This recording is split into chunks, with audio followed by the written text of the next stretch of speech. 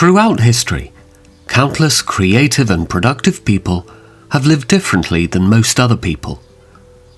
Either by design or completely unknown to them, their living and workspaces have positively impacted how they think and feel. On every continent of the world can be found famous homes associated with the brilliant people who built them, or lived there, or did both. Everyone has heard of Elvis's Graceland and Thomas Jefferson's Monticello, George Washington's Mount Vernon, Michael Jackson's Neverland Valley Ranch, Sarah Winchester's house, Frank Lloyd Wright's Falling Water,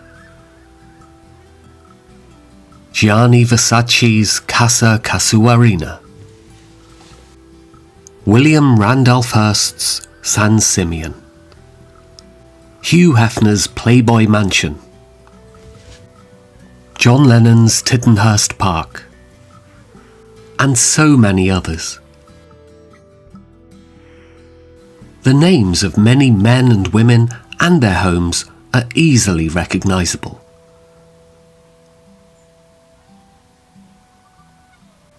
But Friar Park is not a household name, although one of its owners was and still is. Musician GeorgeHarrison purchased Friar Park in 1970. He neither designed nor played any role whatsoever in its construction. Before he was even born, Friar Park was already well known around the world by garden enthusiasts for over half a century.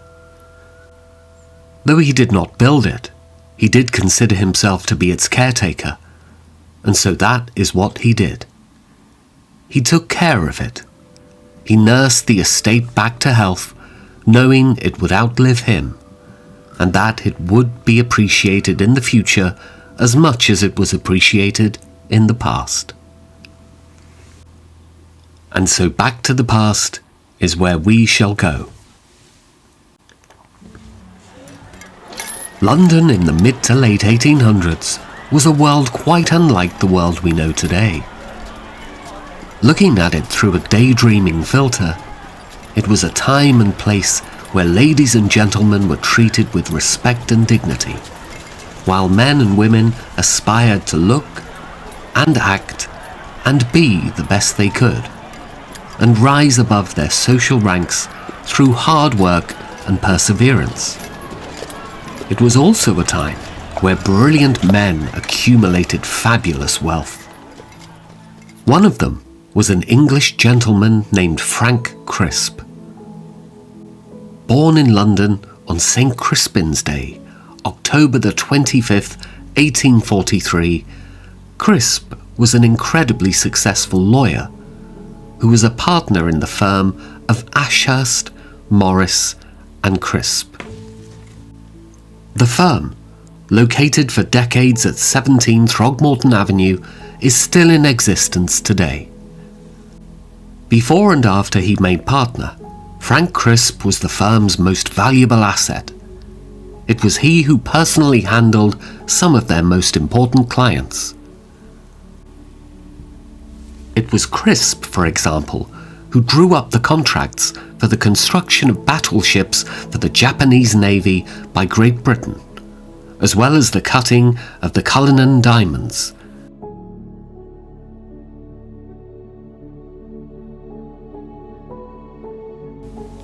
And the formation of the Anglo-Persian Oil Company, later known as British Petroleum. Among his many interests, Crisp was the treasurer and later a vice president of the Linnean Society, a learned society dedicated to the study and dissemination of information concerning natural history, evolution, and taxonomy.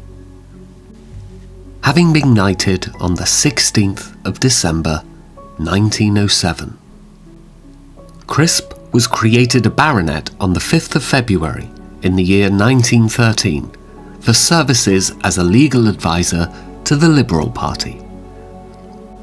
For the benefit of expediency, from this point forward Frank Crisp will be referred to as Sir Frank.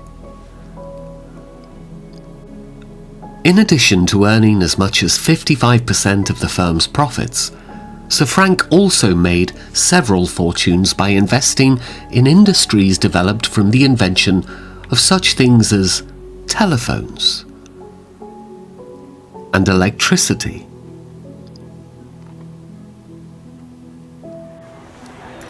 He had early knowledge of the introduction of these technologies as a result of his law firm representing its inventors and manufacturers. In London, Sir Frank lived with his family in a beautiful large home in Holland Park. Known as Clyde House until 1863 and located at 5 Lansdowne Road, the Crisp family lived in one of 3 detached villas that were completed in around 1845. It was built of London stock brick, with stucco being used on the windows, doors, architraves and string courses. It was a big house that was built to accommodate a large family with a substantial number of servants. Each villa had a semicircular carriage drive in the front, as well as a substantial garden in the back. But, like other English gentlemen, he desired to escape the hustle and bustle of London and go to a country home where he and his family, which included his wife, 2 daughters and 4 sons, could spend their weekends and host parties and special events. In the mid to late 1800s, Henley was one of the most beautiful places to have a country home. Among the many estates in the area could be found Badgemore House, Forley Court, Greenlands, Gray's Court, Harpston Court, Hewenden, Park Place, Stonor Park, West Wickham Park, and many others. Henley became world famous in the year 1851 when Prince Albert became the patron of their rowing event, which began 12 years earlier in the year 1839. In 1891, the Kelly's Directory described Henley-on-Thames as being the prettiest summer retreat in the county, surrounded by handsome villas and plantations, a very favourite and fashionable place to resort.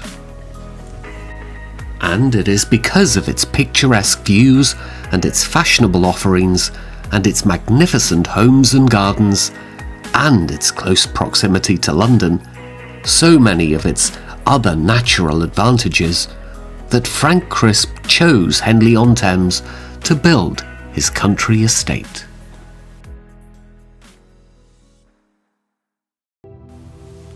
In 1889, Sir Frank began purchasing dozens of acres outside of town. One plot was then known as Friar's Field. The other was known as Friar Park. Each had their own residential structure and their own driveways.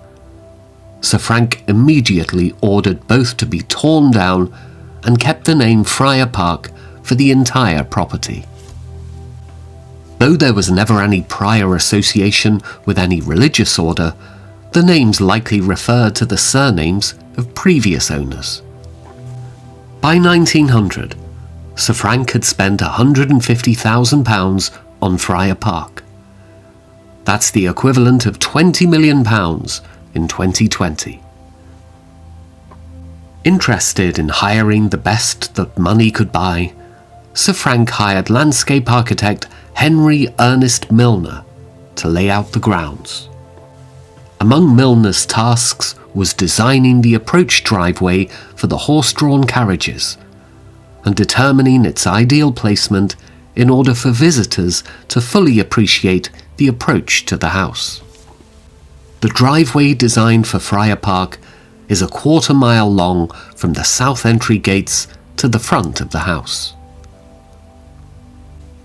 In 1910, once all the structures and gardens were in place, Sir Frank hired illustrator and calligrapher Alan Lansdowne Tabor to create a beautiful map of the property that could be used by visitors to help them navigate throughout the estate.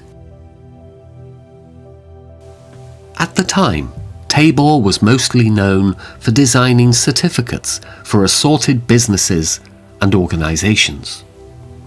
Alan Tabor would become world famous in 1916 for his richly illuminated manuscript of A Christmas Carol. The map that Tabor illustrated gives a detailed idea of how the property included a variety of gardens and the house and other structures nestled within what was described as hills and dells, grassy ways and sunny slopes surrounded by a wooded valley. With his great and esoteric knowledge, Sir Frank created a thick and detailed guide for visitors to read and refer to while perusing up and down the paths spread throughout the acres of what could be described as his Museum of Gardens. The main entrance to Friar Park is located on the southeast portion of the property. Just outside the gates, there is a brick wall with a small turret that looks like a mini watchtower. The entry gates have 4 tall gate piers. They are made of red brick and have stone coping and banding. The piers support heavy iron carriage gates. On each side of the carriage gates are ornamental pedestrian gates. The 2 outer gate piers are surmounted by friars' heads on the top that are larger than the size of an actual human head. The 2 inner piers are surmounted by cast iron lamps. At the front of the pillars are engravings of the fall and Noah in the ark. Around the pillars are designs of the head of an angel, a devil, a sphinx, dragons, a flying horse, winged serpents, and other mythical winged beings, as well as engravings of reclining monks and all sorts of bizarre faces, some of which have their tongues sticking straight out. Once inside the gates, the first structure that visitors see is the lower lodge. It was built for the use of Mr. Philip Oswin Knowles. He was Sir Frank's head gardener, who was also his estate manager. The lodge is so fabulous, with its flamboyant Gothic design, that it, in itself, would be more than enough for a home for most people to want to live in. In fact, when GeorgeHarrison brought his friend and assistant Chris O'Dell to Friar Park, she initially thought the lower house was George and Patty's new home, and she most certainly would not be the first to think that. It has been said that the lower lodge was built, and then completely torn down, and then built again, until it met Sir Frank's satisfaction. The enchanting structure is 1.5 stories in height. The entire roof is covered with rectangular clay tiles. The fiery red bricks and tiles, combined with the light stone bands, dressing, and Gothic details, stand in stark contrast to the green trees and blue sky behind it. Next to the driveway is a sign that reads, "Don't keep off the grass," giving a reflection of Sir Frank's playful personality and sense of humour. It has been said that visitors used to stand there, completely perplexed, and wondered if the grass could or could not be walked upon. To the right, Sir Frank had created a trenched path that was referred to as Ye Gloomy Glen.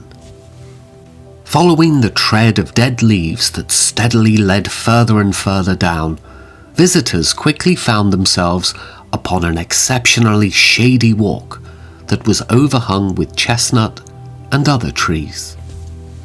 The path descended down until it was completely lined with a hurly-burly of exposed, thick and thin tree roots.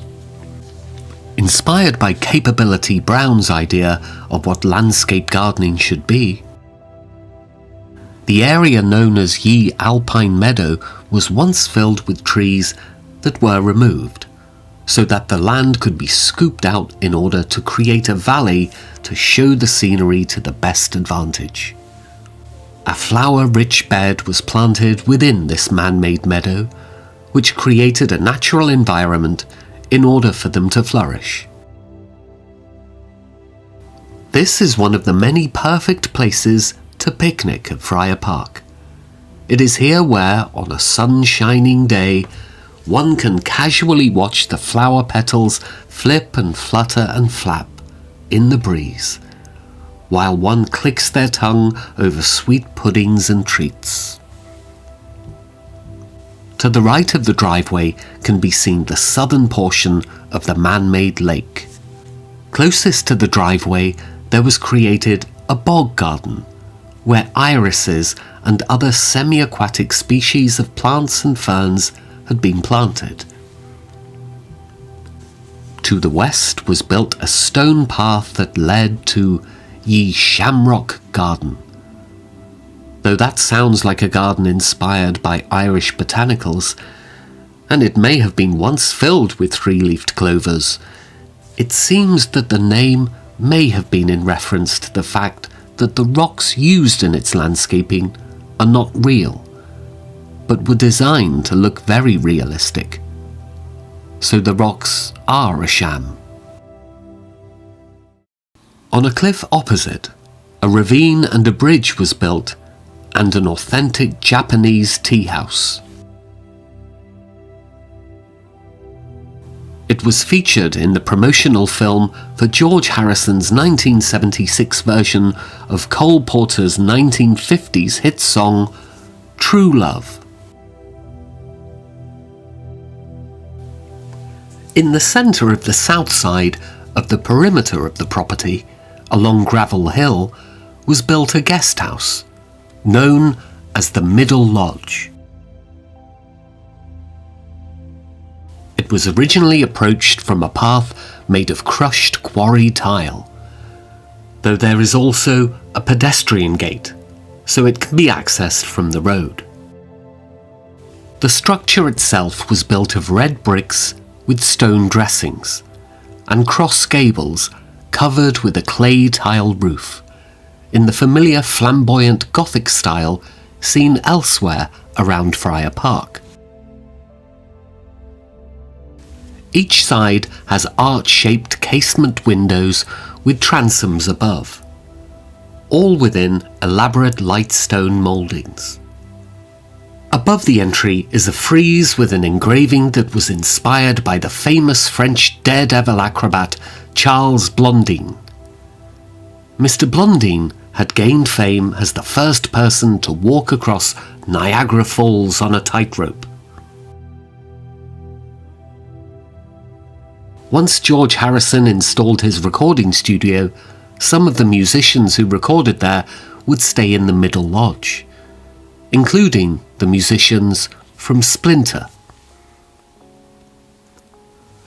On at least one instance, the Middle Lodge was occupied by the Beatles' longtime friend, Klaus Voormann.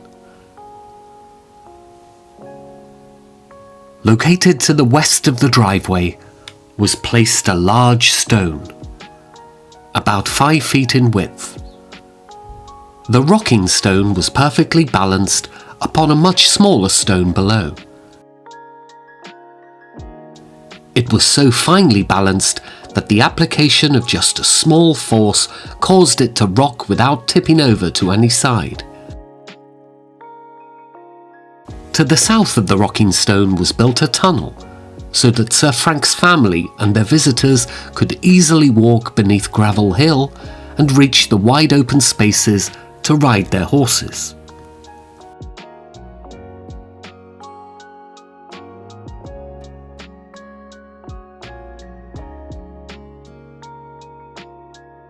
On a footpath on the farthest edge of Friar Park was created an area where Sir Frank buried his favourite dogs and horses. It is here where the weeping branches of trees such as willows, spruce, elm, cedar and cherries strain down and brush the ground.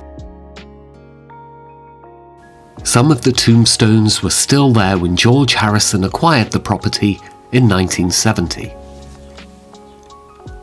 To the north, a large area was cleared in order to create a fenced-in enclosure for horses.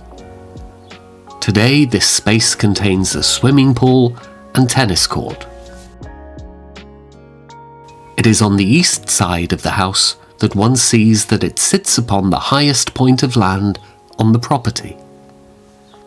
It offers a grand view of the pleasure ground that descends down a grassy slope. From there, one can take in a wide and unobstructed view above the treetops of the east side of Henley, towards and beyond the River Thames.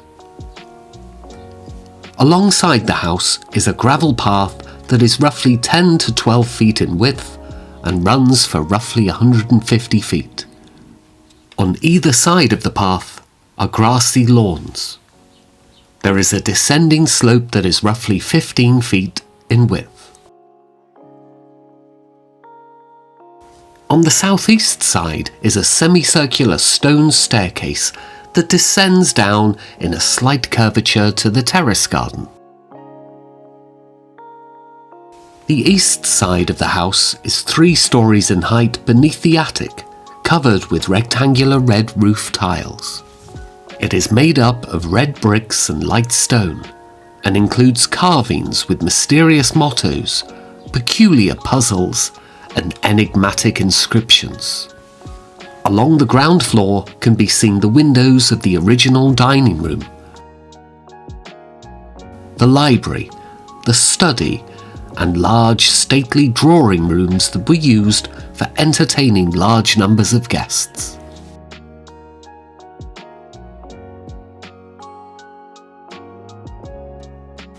On the northern section, the east side is 2 stories high, with a flat roof, with a stone railing that surrounds a large tiled porch. What stands out the most when viewing the east side of the house is the square-shaped tower that rises to a pyramidal roof. It climbs up 4 stories from the ground.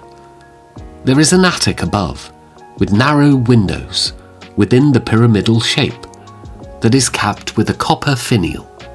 There is a round corner turret with a pyramidal roof on the left side and an octagonal corner turret with indentations reminiscent of battlements on the right side. Along the terrace is a Dutch-style open knot garden with formal beds arranged in scroll forms. The outer beds are roughly 12 feet wide by 40 feet in length and are planted with dwarf shrubs. During Sir Frank's day, it was a popular practice for Victorian gardeners, particularly of an English persuasion, to plant violas in the winter and bedding out plants such as begonias and geraniums in the summer. At the end of the path is a fountain referred to as Ye Fountain of Perpetual Mirth. It was likely built specially for Friar Park by the firm of Pullman & Sons, though it could also have been ordered from their catalogue. The width of the fountain's stone base is roughly 20 feet in length. Sir Frank once surrounded it with 4 mermaids that were dressed as nuns. Above them he had placed 4 dolphins with friars' heads. In the basin of the fountain, Sir Frank also had water lilies of various colours and filled it with goldfish. Soon after purchasing Friar Park, GeorgeHarrison placed a Hindu statue in the centre of the fountain. Colourful German gnomes stood stock still like guardians around its perimeter. To the east of the house, at the lowest level of the property, there can be seen what appears to be a large expanse of water. From this vantage point, it seems to be about 150 feet in width and nearly 300 feet in length. The lake had evolved and enlarged over the course of Sir Frank's time at Friar Park. At the far end, Sir Frank had placed a recreation of the sacred bridge of Nico that crossed from one inlet to another. For well over a century, Friar Park's lake has been surrounded by trees on every side, including blue spruce, California pines, and weeping willows. It is from here where one can witness one of Sir Frank's optical illusions that he created for the benefit of entertaining his visitors. The mystery for people to solve was, how on earth were people walking along the surface of the water, or walking through the lake itself, and emerging on the other side completely dry? Getting a closer view, visitors would see that the lake was not one large pool of water as it appeared to be from far away. In fact, there were built 3 different pools of water, arranged in tiers, like 3 wide steps, with water flowing down from the highest step down to the lowest. At the water's level on the upper tier were placed a series of stepping stones. From far away, people walking on them appear to be walking on the surface of the water. On the next level, there were other stepping stones. From far away, those walking upon them seemed to be walking through the water. These stepping stones, and the illusions they helped create, were featured in the promotional film for George Harrison's 1976 song, Crackerbox Palace. The lake at Friar Park is an artificial lake. Everything about it is man-made. The rocks around them, and the stepping stones and the rocks for the waterfalls were all created with a substance called pulamite, which was a material invented, patented and manufactured by James Pullum in the mid to late 1800s. Spanning across a narrow area that divides the North and South Lakes is an arched stone bridge. The bridge looks weather-worn. The base stones seem to be set into the bedrock on each side, this being done in order for it to resist any shifting or any sideways movement of the stones from its own weight, or that of any pedestrian traffic along its top. The bridge can be seen in George Harrison's promotional film for the song True Love.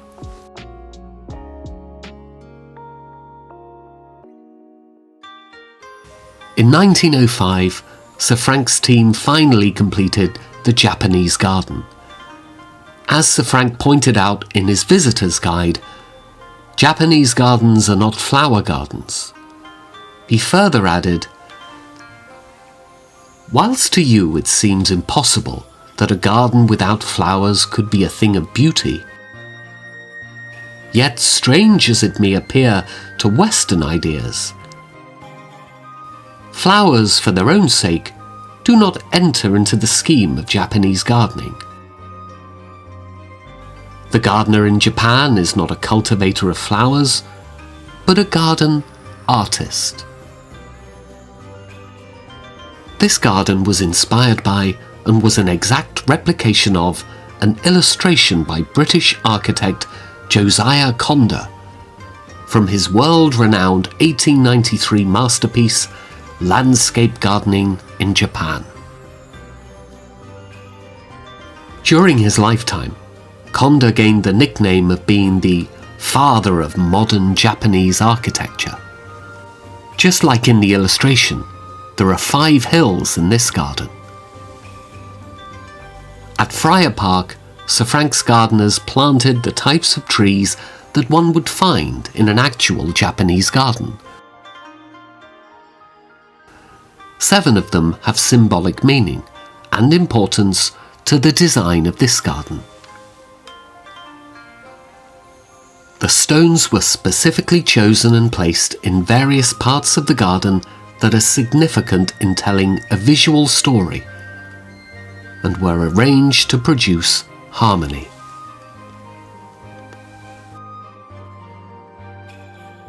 And of course, all of the other elements of Japanese gardens were also installed, including a waterfall and water basin, a garden wall and gate, plank and boarded bridges, a tea house and shrine, and numerous assorted Japanese lanterns. It truly is as if the entire garden was lifted from a landscape in Japan and transplanted to Friar Park. In addition to the lake being beautiful to view beneath a blazing blue blossomed sky, it is also a pleasure for people to spend time rowing in boats upon its sheening surface. It is while rowing on a boat in the lake that one can see a low and narrow opening that seems to be made of rough, natural-looking stone. Visitors should be made quite aware that if they dare to enter, they will be immersed in an underland wonderland that they won't ever forget. And so they eagerly row into it and find themselves within a devilishly darkened and confining cave.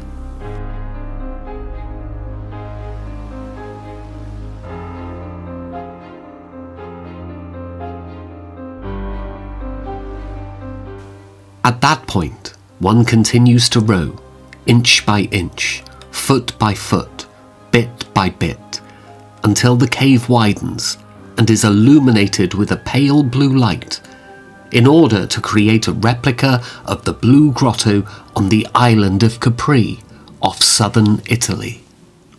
The sound of water tinkling down the stone in the shadows can be heard as the cave system continues on.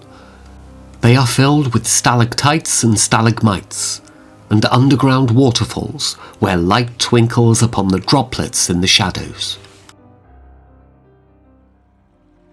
The exit from the water cave is located on the north side of the lake, where one can disembark and follow one of the many paths going off in different directions.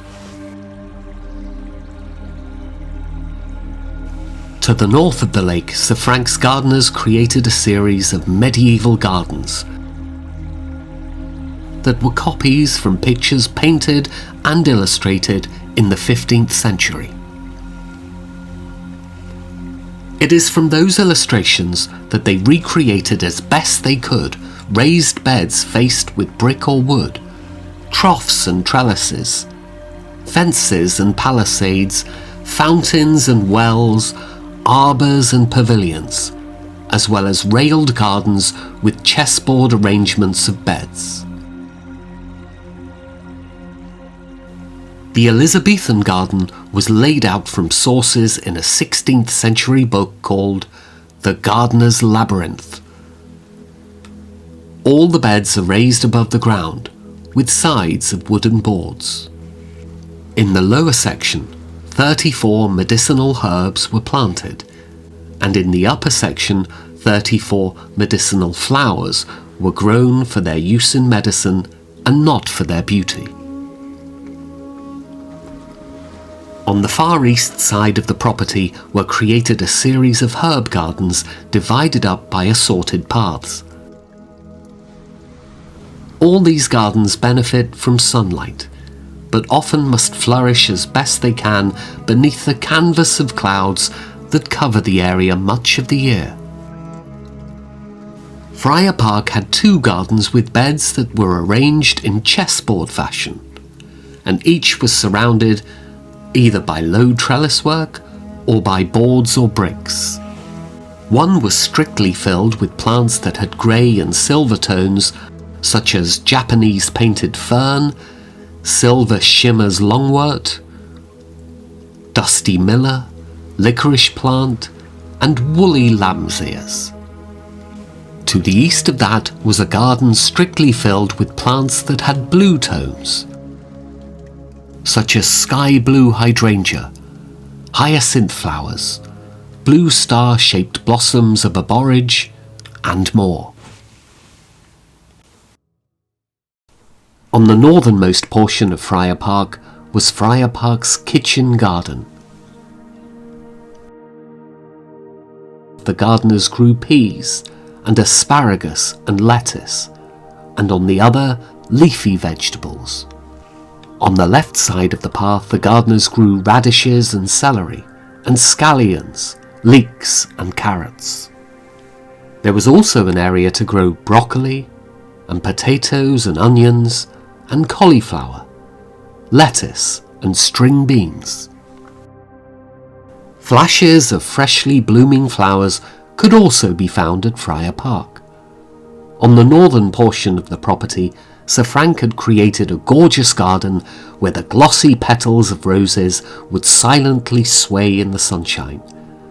Pillars and pergolas were arranged like rich stitches along the pretty paths. The central pathway of sweet smells was bowered over with branching growths and clusterings of flowers, including the bright red crimson rambler. There was an assortment of Dorothy Perkins, which was the first rose to ever have been named after a person. There are few things in life that bring more joy and pleasure than to walk or sit in the solemn silence, surrounded by an assortment of spectacular roses. A gentleman of many interests, Sir Frank had one of the largest collections of sundials, some of which dated back to the mid-1600s. He placed them along the paths within what was referred to as a dial garden. At the time of its construction, topiary gardens were out of favour in Victorian England, but that didn't stop Sir Frank for creating an astonishing one for his Museum of Gardens. Replicating the layout of the Labyrinth of Versailles, the dial garden was filled with a large collection of topiary trees, clipped in an endless variety of shapes, such as tea tables, peacocks, presentation cups, columns, pyramids and ovals. A rhododendron garden was planted on a bank on one side of a dell. Big, bold and beautiful blossoms sprung from the soil in the spring and summer. The paths were designed in swirls and whirls to wend one's way toward the centre base. The largest rock garden in England was built at Friar Park. It was constructed upon about 3 acres. Legend has it that 7,000 tons of limestone were brought from Yorkshire to make it. Thousands upon thousands of alpine flowers were planted in pockets between the rocks and fill every chink in the trails. Planted in broad masses amid the rocks are hundreds if not thousands of different species, many with glazed green leaves that bloom throughout the year in both the shady and sun-drenched soil. The alpine garden has a range in height of nearly 40 feet and is constructed with a combination of real and artificial rocks. One of them weighs 6.5 tons. At the peak of the alpine garden was built a faithful reproduction of the Matterhorn. The snow-capped peak was made of pulverized quartz. As a further example of his sense of humour, Sir Frank had miniature chamois made out of tin that were placed upon a crag near his replica of the Matterhorn. He then placed a telescope at the bottom of the Alpine garden so viewers could look through it and see the chamois cavorting up on the slopes. From the perspective and distance from where they were viewed, the chamois appeared to be the proper size of real ones, as if seen from a distance in Switzerland. Located deep within the Alpine garden are a series of artificial caves that have astonished all who have humbly stumbled and ambled through them. In addition to the entrance within the rockery, the Alpine caves could also be accessed from a set of stairs in a room on the northeast side of the house. A sliding iron door to enter the caves was placed within a dim recess. Led by the dim light of candles, one would enter an area known as the Vine Cave because it was filled with berries made of glass, each filled with electric lights. From there were built roomy passages that led into a second section known as the Wishing Well Cave that was filled with optical illusions.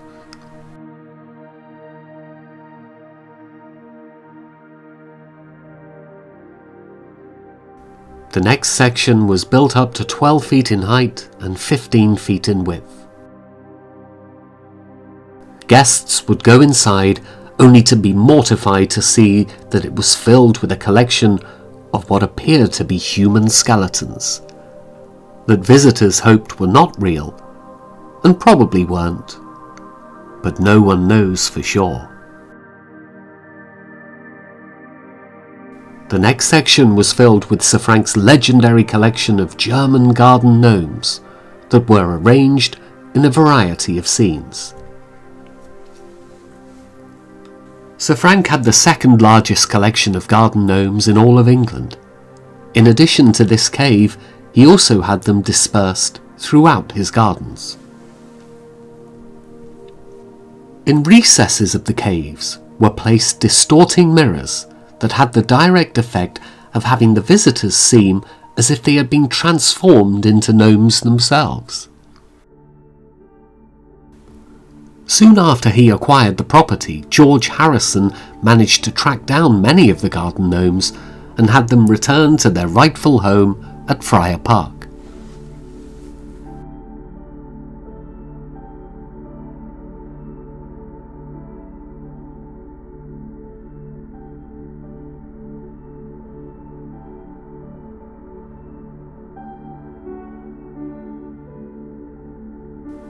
Higher up in the Alpine garden, just beneath the replica of the Matterhorn, was built an artificial ice grotto.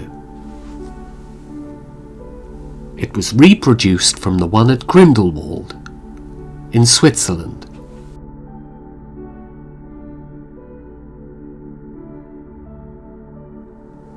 To enter, one must first pass through a wooden door. The interior was filled with stalactites, stalagmites, and cavities of artificial blue-blotted ice that covered the roof and floor. Water from the glacier entered in a waterfall and made real icicles in the winter, or by refrigeration during the rest of the year. Hidden electric lights illuminated the cave in a light shade of blue.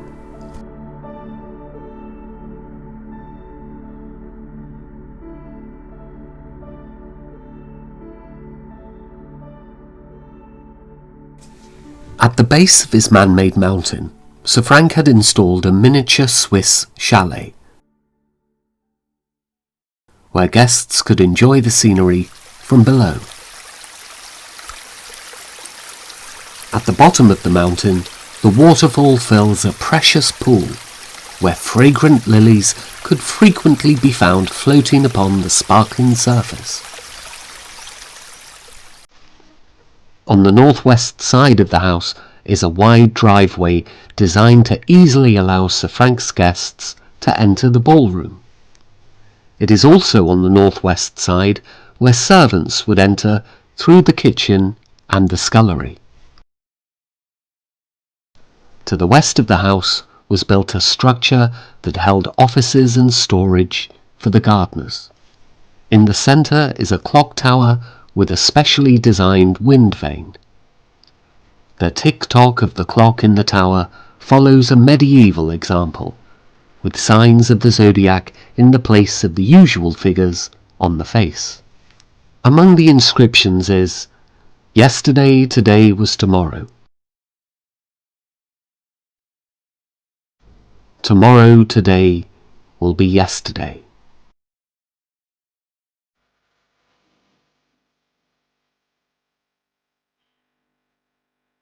Behind the gardener's lodge was built a walled garden that was designed to grow trees and bushes that produced berries throughout the seasons.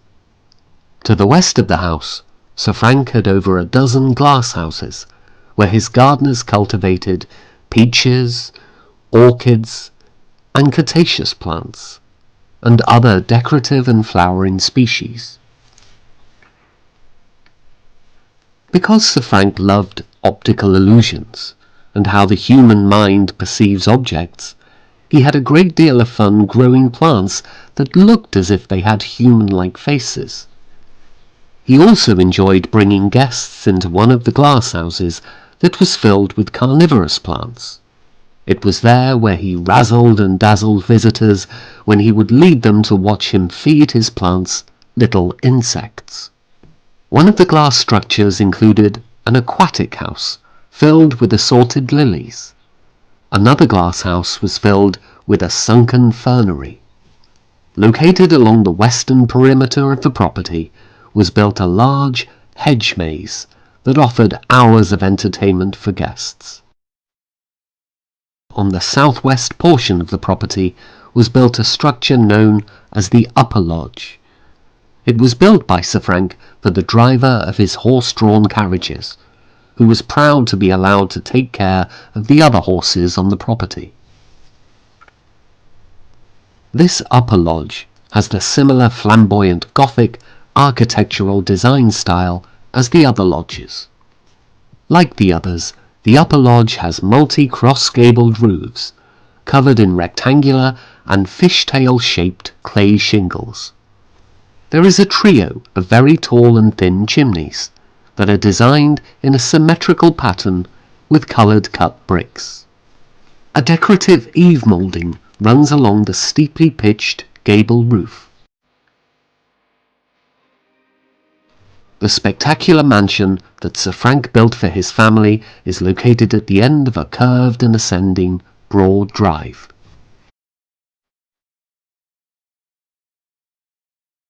The fabulous facade runs roughly 130 feet across. The house is built of red brick, with horizontal stone bands, dressings and trimming, in a flamboyant Gothic style. The roof has multiple asymmetrical cross gables and steeply pitched towers and turrets, with pyramidal-shaped roofs. All are covered in rectangular red tiles. There are numerous sets of very tall and thin chimney stacks, designed in ornate, symmetrical patterns, with bands of coloured cut bricks and light stone, and capped with terracotta pots and cowls. On the right side of the south facade is a polygonal-shaped bay, with multiple windows. It seems to be about 12 feet in width. It looks like a tower that leads up to a stone balcony and then a pyramidal roof and a finial. To the left of that, and to the right of the front entry, is the exterior wall and window of the dining room. It seems to be about 30 feet in width. In the centre is a large sundial that is framed in stone, with numerous inscriptions and engravings.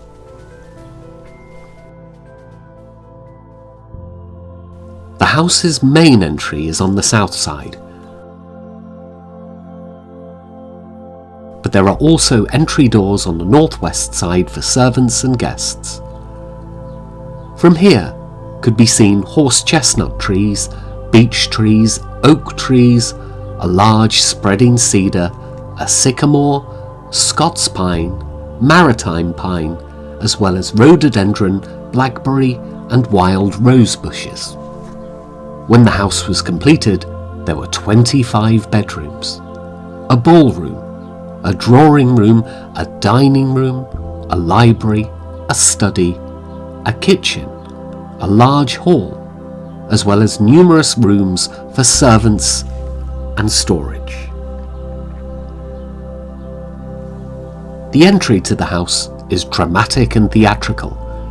It begins with a double Tudor-shaped entry of stone below an elaborately carved stone balcony.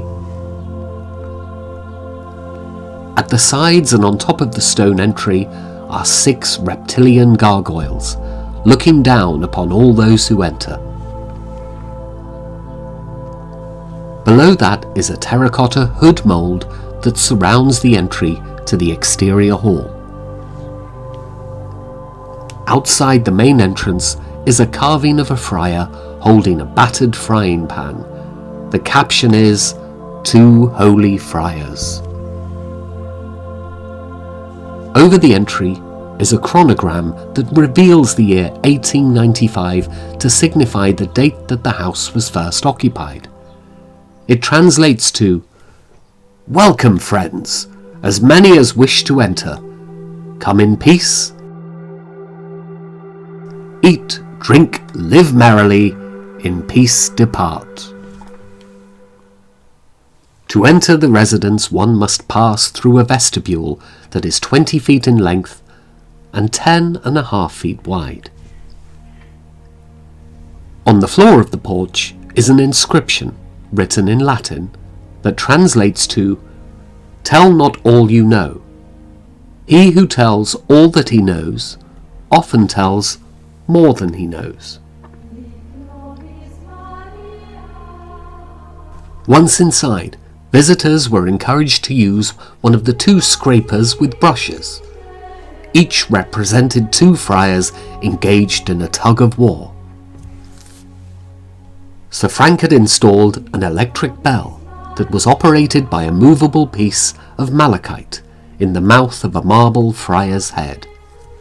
On the wall are 2 aphorisms. One says, "Scan not a friend with microscopic glass.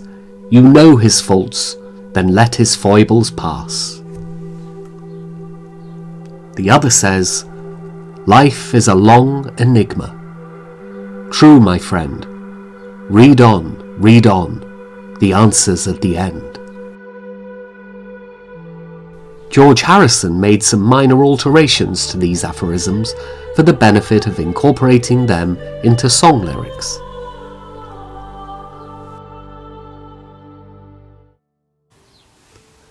The lavish inner hall is roughly 20 feet in depth and 10 feet wide. The walls on each side include sumptuously carved wood and stone and gold-coloured ornamentations. Uniquely designed antique lights extend out from the walls. The floor is of shiny marble. Further down is a colourful tiled mosaic that seems way too pretty to step upon. Up ahead are carved double doors. On each side are marble and carved stone columns. The Jacobean Hall has dimensions of 36 feet by 35 feet wide, with a ceiling height of 37 feet. It is panelled in richly carved oak, with a long vestibule that leads to a richly carved oak staircase. It is upon this staircase that GeorgeHarrison's friend Harry Nielsen took a promotional photo for his 1972 album, Son of Schmielsen.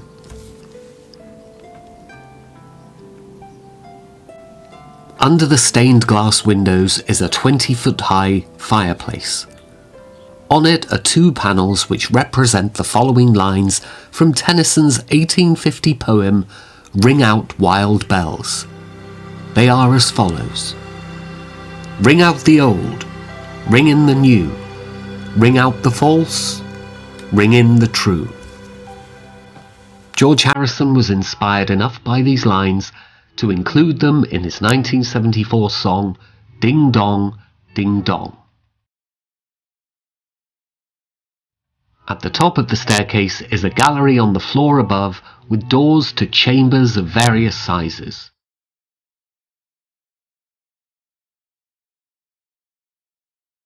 The windows in the house were designed by British artist Edward Burne-Jones. On the southeast side of the house is the grand dining room. It is 34 feet by 22 feet, with 12.5-foot ceilings. The ceiling is of heavily beamed and subdivided oak. It has a beautiful fireplace with built-in seating, columns and sculptures, all carved in oak.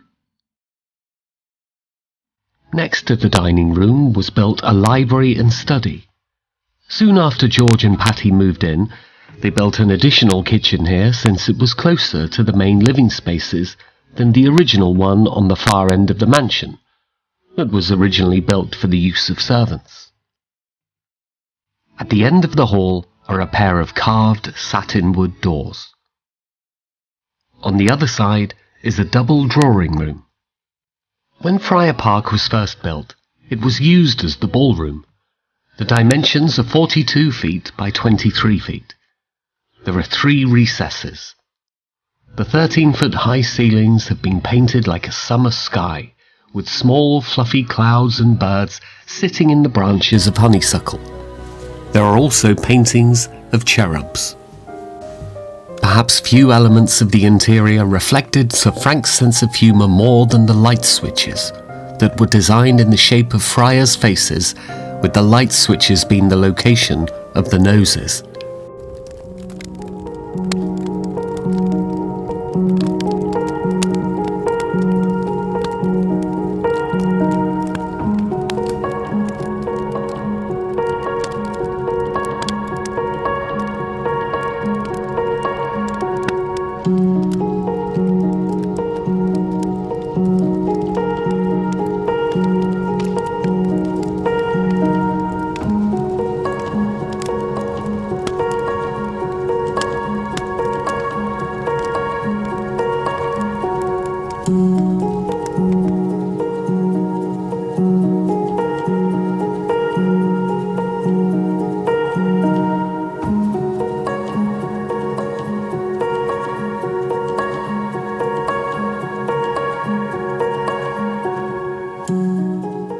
On April 29, 1919, at the age of 75, the legendary Sir Frank passed away.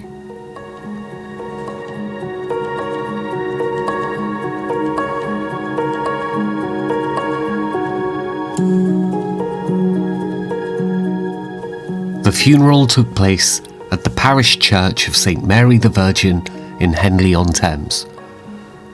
The service was filled with mourners, including representatives of the many societies and institutions with which Sir Frank was connected.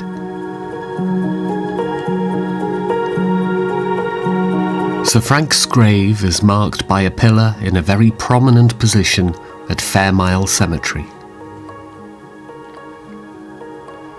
Inscribed upon the stone is an epitaph derived from the first verse of a poem written in 1879 by Edward H. Parker for a friend's funeral. It is as follows: "Life's race well run, life's work well done, life's victory won, now cometh rest." 12 years later, in the year 1931, his beloved wife, Lady Catherine Crisp, would join him.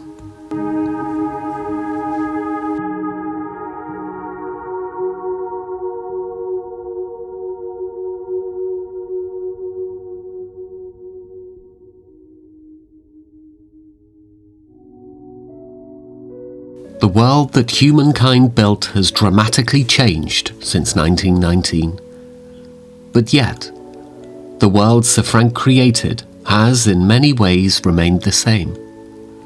Indeed, at Friar Park, much has evolved.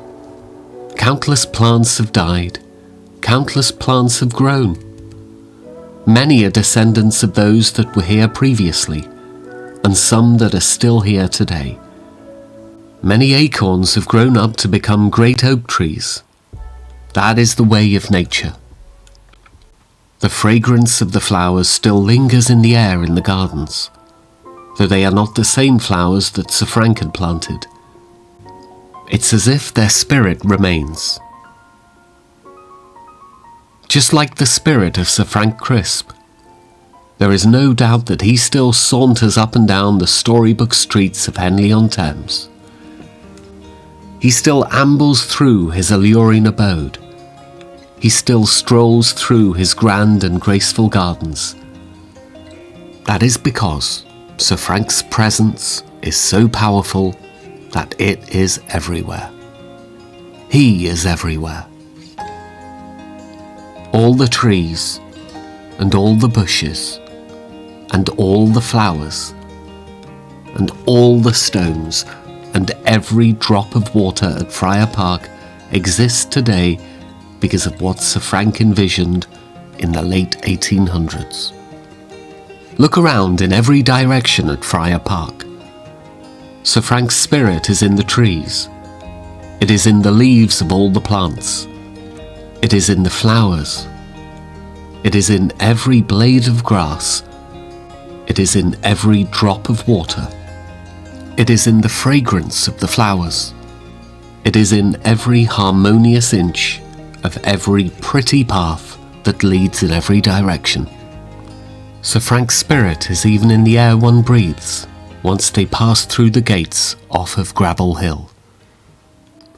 So remember, if you are ever fortunate enough to find yourself within Friar Park's broad boundaries, after the day is done, and long after dusk has descended down upon the town of Henley, you should slowly look up into the delightfully dark night, and you might just see the image of Sir Frank in the constellations above, where his bright and beautiful shining and sparkling cosmic light shines down upon everything around you. And then you will most certainly be assured that from each and every moment, since he left his very own earthbound paradise, in exchange for one within the heavens, and until the end of all time, Sir Frank Crisp continues to live on in everything you see, and hear, and feel, at the wonderful estate that he created, and that he and Lady Crisp, and Sir Percival and Lady David, and GeorgeHarrison and his family have cherished and nourished, and is now, and shall always be, lovingly and respectfully known as Friar Park.